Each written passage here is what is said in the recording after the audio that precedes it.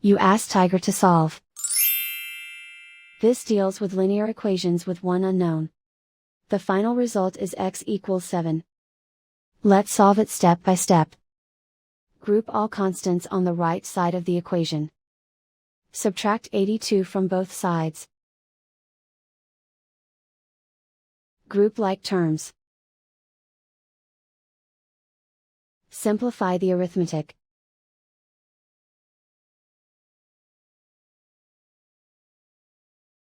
Isolate the x. Divide both sides by -9.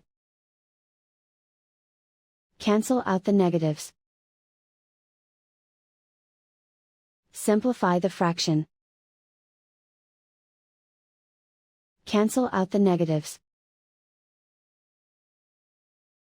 Find the greatest common factor of the numerator and denominator. Factor out and cancel the greatest common factor. And so the final result is x equals 7.